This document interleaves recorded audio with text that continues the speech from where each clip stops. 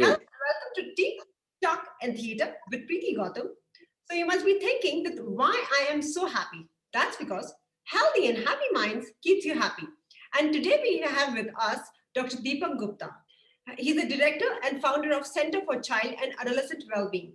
He is among the best psychiatrists we have in India. So I welcome you on my show, sir. Hi, Dr. Deepak. How are you? I'm fine. Hi. Hello, everyone. So, sir, tell us something about your center and what was the purpose of starting the center? See, when I came back in 2004 from London, um, after doing my child psychiatry from London, my purpose was that to have a comprehensive child mental health center at one place. I Okay. wanted to have a center where we can have all the services for child mental health under one roof, professionals, we have psychiatrists, psychologists, other professionals all under one roof, so that the parents can get the comprehensive services in a very child friendly manner, so that they don't feel a stigma about things. They don't feel that they have to run from one pillar to another pillar. That's the reason why I started the center in 2004. Okay so sir हमारी country में ये notion है कि हमें psychiatrist के पास तभी जाना होता है जब हम Mm, जब हम एक्चुअली मेंटल हो जाते हैं it's a reality we are we don't open up to the society that we need help from psychiatrist because mm, एक वो फीलिंग आती है कि लोग क्या कहेंगे तो वो mm, you know psychiatrist ko aapko normal if you're facing some issue then also you need to go and visit psychiatrist to speak to it so do you also face mm. do you also face such situation where patients are a little hesitant discussing things to you? Yes, you're right, Preeti. अब हमारी country में क्या होता है कि lot of times when the problem becomes so severe, then only parents comes to us. Okay. Correct. For mild problems, for small problems, simple problems, they don't come to the psychiatrist. Yeah. जब वो कहते हैं ना पानी सिर के ऊपर चढ़ जाता है तभी आते हैं लोग. Then only people come to us. If somebody says, okay, it's an early stage, why don't you consult someone? Or why don't you consult someone for the small problems or some emotional difficulties or some small difficulties? Then they don't come to us for those mental health issues. They only come when then it becomes a disability or a disorder. Are you getting my point? So that is the thing is that a lot of times, जब school वाले, when the school people say or some doctor says go and consult a child psychiatrist, they are skeptical about it. They Right. don't want to go and consult them. They feel why we can we can sort out our own emotional issues. Why we need a professional for that? We don't need a professional for that. So that's what happens a lot of times. They don't come to us, and they only come quite later in the game. They come quite later in the stage, and that what happens a lot of times. By the time it becomes very very complicated and complex. Okay. So what are the early signs? जैसे आपने अभी बोला कि they don't come in the beginning. They only come when Hmm. it's noticed by a school or when they feel that it's like an abnormality. So अगर sir किसी को वो early signs के बारे में नहीं पता है तो could you throw a light on it that what are the early signs that parents should feel free to go to a psychiatrist? So I can divide into three domains. Okay. One is a neurodevelopmental domain, All right. and one is the emotional domain, and one is the behavioral domain. Okay. In that way, I can easily divide.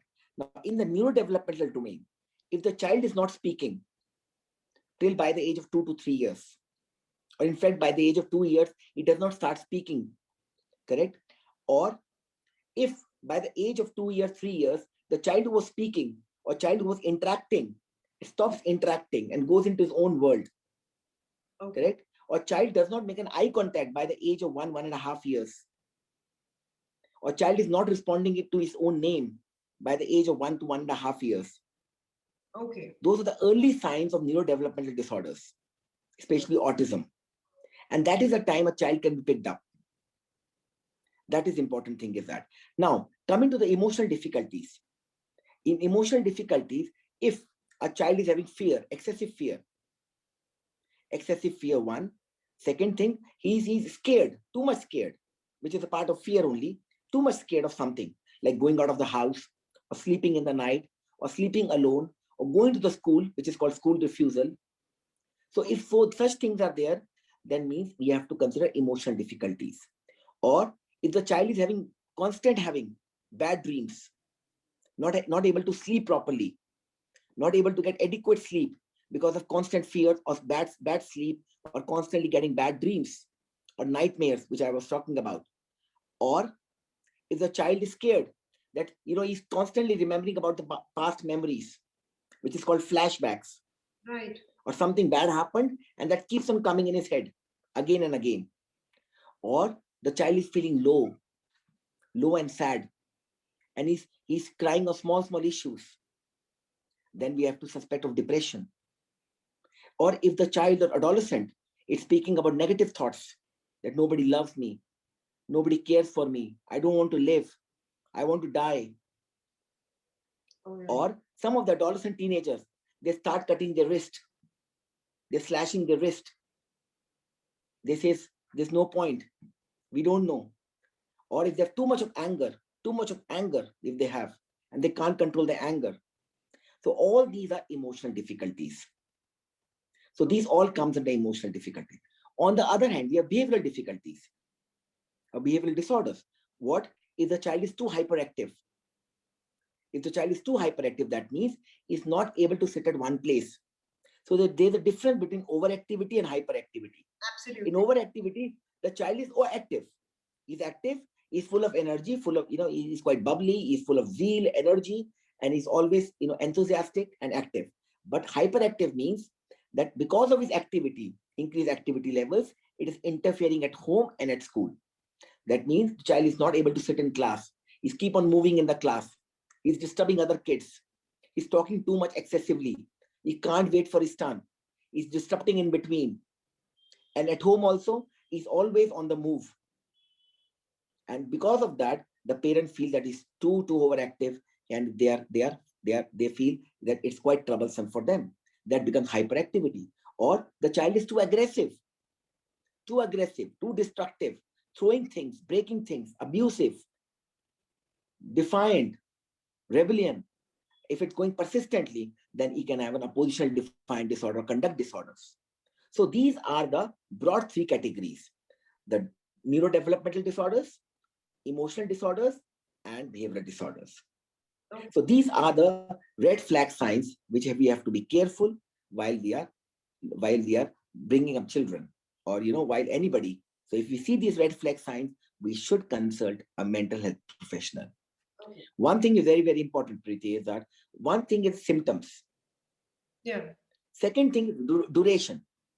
If things are going on for quite some time, and if it's persistent. And third thing is the dysfunction. That because of this symptoms and persistent, it is impacting the child's life and the child's school and academic life, then definitely there's a concern. Okay. So three things which you just mentioned. First, that if the child does not start speaking till the age of 2. So, I have seen this on Facebook groups and all these moms group where randomly parent is writing, asking for recommendations from other parents, that my child has not started speaking. Is it normal? And I have seen most of the people commenting, and I have seen this in my own family also. I don't know, I've just overheard this conversation where they mentioned कि लड़का तो late ही बोलना सीखता है, लड़कियां जल्दी बोल देती हैं, आपको डरने की जरूरत नहीं है. तो this is what has been happening till now, that they actually wait till 5 years because that's what they have seen in the family, that's what they have been told in a family कि लड़के तो late से ही बोलते हैं. और sir second thing आपने बोला कि not able to sleep in a dark, fear, scared.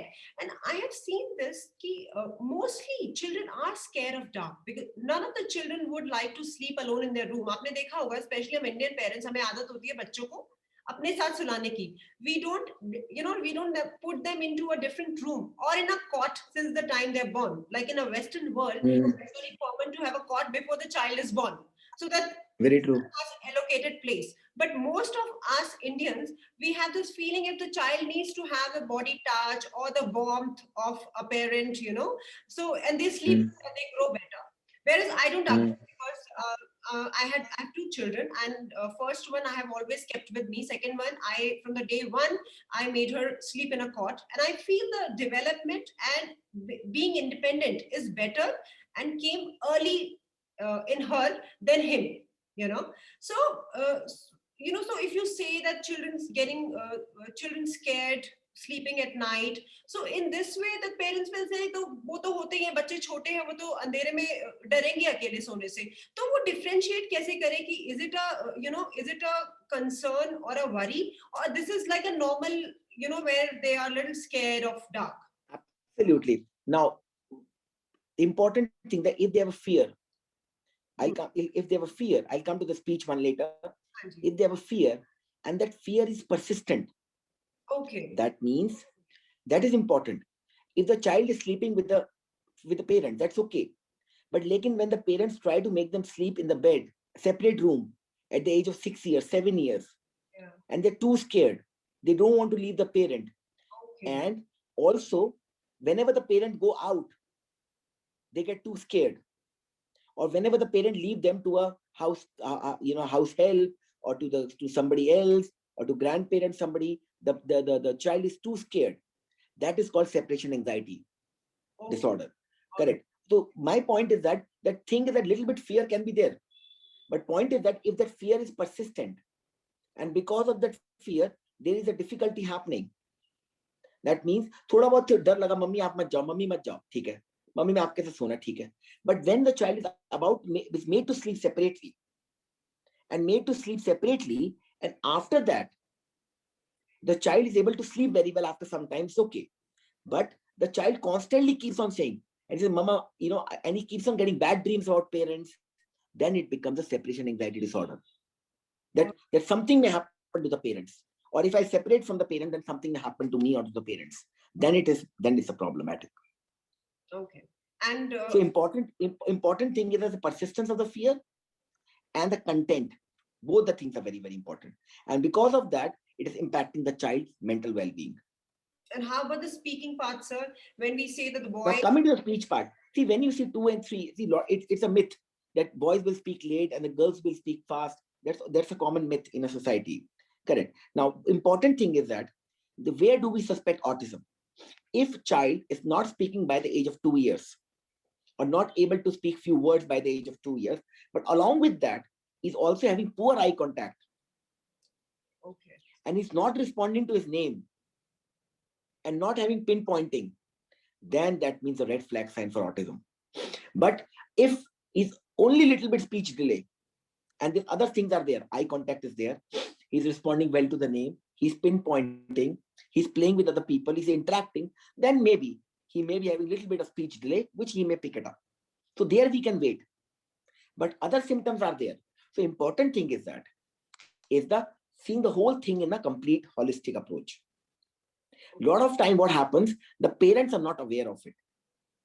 That's why they keep on waiting and they say, wait and watch, wait and watch. But so what is important, if your child does not speak by the age of 2 years, it's good to consult your immediate local doctor, pediatrician.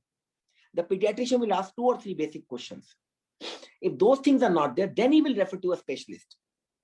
It's not that every child is referred to a specialist. The child is referred to a specialist only for a reason. They come to us only after a reason. When the pediatrician says, okay, the child is not making eye contact, he's not looking at you, he's not playing with you, he's not smiling at you, he's not pinpointing at things, he's in his own world, he's just totally in his own world. That's the way the autism has to be suspected. Okay. And so you mentioned about hyperactive and normal active. Overactive. So most of the children are active. Whereas sometimes, teacher also is not very clear to detect whether it is a hyperactive syndrome or whether the child is normal and is just an overactive child. So as you mentioned that this child who would have a hyperactive syndrome would not sit in a class and trouble other children. So this child would not even sit in front of the screen for a longer duration, because these days all the children, if they are in front of the screen, they would not even like to go to a washroom. So this kind of child would not sit in front of the screen also for a longer duration. But yes, actually what happens is that with the online thing coming up in the lockdown, sometimes some of the children who are mild hyperactive, they will be able to manage on the online. But who are severe hyperactive kids, they will not even sit in front of the screen also. They will be moving here and there. They will be, going here, sit for a few seconds and then move here and there. They'll be fidgety, they'll be restless. That's what is there. But usually the visual inputs usually attracts these kids. Okay. Correct. And when the visual input attracts these kids, they're able to sustain for far better. That's why children with ADHD, they sit in front of the video games or TV screens or the iPads for a longer time, because they get a visual input to their brain, and that visual input holds them for a longer time. Okay. So, sir, so this was a case where one of my parent, since I am into teaching children, so this parent came to me asking that my child behaved absolutely normally in a preschool, and there was no complaint from preschool teacher that this child needs to visit a psychiatrist or any other doctor. Whereas when she went for an admission to a senior secondary school, this child was made wait, I think, for 2 hours at a reception because they wanted to interview a child. And after 2 hours, Mm. principal comes and straight away says, without even asking a name of a child, that I can't give admission to this child. I purposely made you wait for 2 hours just to see if your child is normal or Mm. not. Whether this principal did not know a single history. This was like any other Mm. child. And she says he was not sitting even for 5 minutes at one place. So after observing, I deny the admission. So in that case, I feel it's wrong because no 3-year-old child would sit at one place for Mm. 2 hours. That would be abnormal. If he sits, or if he or she sits on a couch or on a sofa for 2 hours without moving. See, the thing is that every every school can have some different parameters, Right. and they can make their own parameters. But Okay. ideally, there are certain guidelines are there by the ministry that has to be followed. One thing. Second thing, even me and you also can't sit for 2 hours without moving. That's Are you right. getting my point?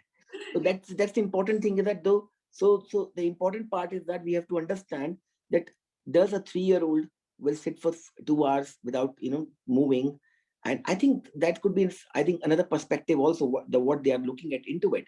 But I don't see that that should be one of the parameters to assess any child's admission criteria. I don't see that. We still follow the same ritual what was there 50 years back कि बच्चों को थप्पड़ मार दो, stick करके बिठा दो. So this is what I've seen with children with disabilities. जब वो beginning में uh, when they start becoming aggressive and not listening to parents don't Mm. want to go to a professional because they feel ये तो बदतमीजी है, एक थप्पड़ मार दो, सुनो मत उनकी. So Mm. how to how to create awareness in that sense, that you need to understand a child might not be doing it purposely. See, remember, what is important is that every behavior of a child Yeah. speaks something. बच्चे का हर behavior कुछ ना कुछ कहता है. बिल्कुल. If a child is throwing a tantrum, or child is becoming aggressive, if a child is not listening to you, if child is not following your commands, if child is too much into technology, if child's grades are going down, every behavior of the child speaks lot. Parents की duty है उसको समझना. मारने से, डांटने से, थापड़ मारने से कुछ नहीं मिलता, especially in today's world. Important is to understand the child's behavior. Okay. And that is only possible if you give time to the child. There are no shortcuts in that. So you have to observe the child. You have to talk to the child. You have to connect with the child. That is very, very important. So here I always use ABC. Okay. A means acknowledge the child behavior. Acknowledge. देखो उसका. Acknowledge. Be calm. That's very, very important. Be calm and empathetic. And C, connect and communicate with your child.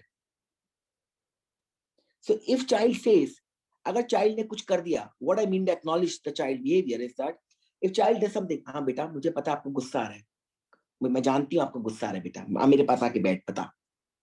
You acknowledge it. Yes, I know you're getting angry. And then you become calm. You don't get angry. आपने वाहिगुरु को, किसी भी भगवान को याद करके अपने आप को ठंड किया, बैठ मेरे साथ. And then see, connect. हाँ बेटा बता क्या बात है. उसके हाथ पे हाथ रखा. हाँ बेटा बता क्या बात परेशान करे. What is bothering you? Tell me. Mama is there with you. Papa is there with you. So ABC is very, very important. Acknowledging, be calm and empathetic, and see, connecting and communicating with your child. If you do this, चाहे आपका 4 साल का बच्चा हो, चाहे आपका 16 साल का टीनेजर हो, you will break the ice. You will get into their world. Yeah. But then you need time, you need patience. You can't have a Fevicol quick fix. That's very important. You can't have it. Important is that we want to have a quick fix for everything. Yeah. We can't have it. Parent बच्चों की एक अपनी अलग journey है, एक 4 साल की एक अलग जर्नी है, आपकी 35-40 years पे एक अलग जर्नी है. Or if you have a teenager at 15-16 and you are in late 40s or early 50s, you have a different journey, they have a different journey. You have your own struggle, they have your own struggle. They have a teenage crisis, you have a midlife crisis. वो अलग चीज है, बिल्कुल चल रही है. So that's why you need to come closer and understand each other rather than banging with each other. That's what happens. We tend to bang on with each other, and then the conflict happens, defiance happens, non-compliance happens, aggression happens, and the home environment gets spoiled. That's what's happening. More and more. So understanding the perspective is important. Child's perspective. Yeah, I feel more than a children. All the parents should come and visit you for a session because all the Indian parents needs to know how to raise children. It's No, Indian parents know. I will say, that Indian parents को बहुत कुछ पता है. But कहीं ना कहीं जो Indian parents के अंदर बहुत ज्यादा प्यार है. They have a lot of warmth in Indian parents, I can say. A lot of love is there. I salute Indian parents. That doesn't mean I don't salute the Western parents. I salute them also. But Indian parents में बहुत प्यार, that warm, that loving. But थोड़ा कभी intrusive हो जाता है वो. Yeah. It becomes too intrusive. When it becomes too intrusive, they tend to cross the boundary. Yeah. वो जो boundary cross हो जाती है ना, तो then it becomes a little bit sort of a roughness. That's where it happens. So, sir, as you're talking about autism, why autism has become so common from past 10 years? This is what I feel because I also have parents inquiring about children, who have autistic issues, whether I can teach them or not, and can it be treated, and can they live a normal child life throughout? See, unfortunately, numbers in autism are going up. Yes.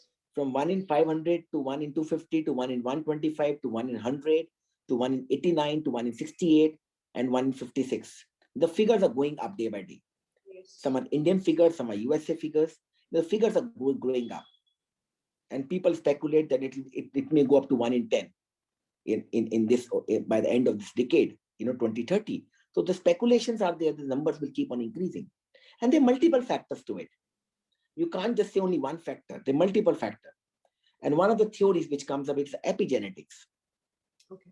The epigenetics theory is there, which explains you that could be one of the possible reasons. All right. So what the epigenetics says that some of the children are becoming genetically vulnerable. When they're genetically vulnerable, environmental factors triggers those vulnerability. So triggers those vulnerability, and those environmental factors, when they trigger those vulnerability, then they tend to have the symptoms and signs which are called autism. And these environmental factors could be anything. Could be the food what we eat, could be the chemicals we are exposed to, could be the electromagnetic frequency radiation we are exposed to, could be the stress we are exposed to, could be the various complications during pregnancy, post-pregnancies could be there, could be nutritional deficiencies. So many things are there. So all these environmental factors tend to trigger off in the genetically vulnerable children and leads to symptoms and signs which are called autism. Okay. That's what is there. And we are seeing more and more children of autism who tend to get regress. That means they were doing very well till the age of 1.5, 2 years, and then they lose their speech. They were doing well till 1.5, 2.5 years, then they lose their eye contact or social interaction. That is one of the red flag signs. So they lose that. And that is the population which is called regressive autism or regressive autism type. That is becoming more and more these days of lately. Now, coming to your question, a lot of things can be done. So earlier you intervene, the better it is. Jitna jaldi, utna behtar. Okay. So we have to pick up children at the earliest possible, 18 months, 20 months, 24 months, 22 months, 2.5 years. Jitna jaldi humne unhe pick kar liya. The early we identify them. So early intervention is the early you identify, even before the age of 2 years. the better it is. And once you are identify them, you put them on intervention. The early you put intervention, the higher chance of recovery. Now, one of the landmark study which came in 2018, and I also believe with so much of my experience working in this field, 25% of children with autism lose their diagnosis by the age of 5 to 7 years. That means they improve significantly. Okay. Another 25%, they improve, but they don't lose the diagnosis. Okay. And another next 50%, they tend to have symptom on and off, but the symptoms keeps on fluctuating, waxing and waning, as they grow up. Okay. So that means children do come out of autism. Children lose their diagnosis. And I've seen so many children in my practice who have lost their diagnosis, who have come out of it. Wow. Correct? They don't fulfill all autism criteria. So important is that intervening early.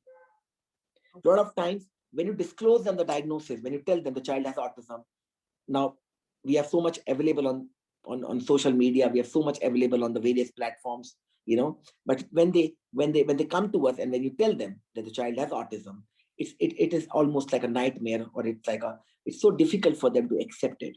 Yes. And that is where the energy goes into it. But so important is that holding yourself, accepting the diagnosis faster, and then taking right actions immediately. Okay. So that is important. Treatment is available. Treatment is possible. Recovery is possible. Yes, important thing is that we have to intervene early. And they can live a normal life. See, it all depends on the severity of autism. It all depends on the trajectory of autism. If they've come into the first 25% where they've improved, come out of it, definitely they will go to the mainstream school. Okay. But if they're in the middle second percent, 25%, where they've improved, but they have not come out of it, definitely they require support. But along with the support, yes, they can go to a trajectory where a lot of trainings can be conducted, vocational trainings can be conducted. Rest 50% again, yes. With trainings, with inputs, yes, lot can be provided. So these children are mostly, they are hyperactive children with autism.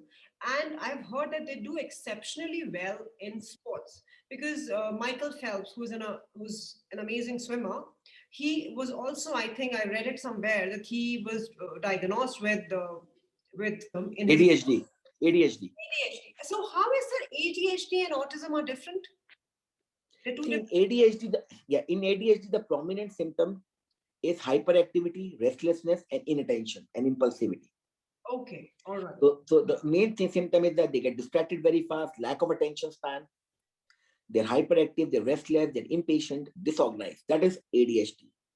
In autism, it is they're into their own world, lost in their own world, poor eye contact, they have social communication difficulties, they're not able to connect with people, there were certain patterns which they keep on doing again and again. Repetitive patterns are there, their fixations are there, their fixed routines are there, rituals are there which they want to follow. They have sensory issues. So that is autism. Autism, ADHD. But sometimes they can be overlap. All right. There can be, a child can have autism features also, ADHD features also. It can be an overlap also. Both can be present in one child. So that's why some people say it's a part of the spectrum. Some people believe this autism, ADHD, it's like a part of one spectrum. But both of them come under neurodevelopmental disorders. Okay. So children with ADHD do well in sports because their energy gets channelized in the right direction. Absolutely. Okay. And that is one of the important things, is that ADHD can be an asset. Okay. And a lot of ADHD kids are intelligent kids. They're bright kids. They're bright kids. And they have a lot of energy. But then thing is that and then when parents encash their energies into sports, into certain non-academic activities, they do absolutely, par excellent, par excellence, and they perform so well.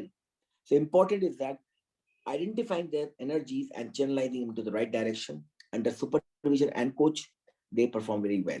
And they can reach to the higher levels. They can state level, national level, international levels. And one of them was Michael Phelps or Usain Bolt. Right. They are some of the top stories. Yeah.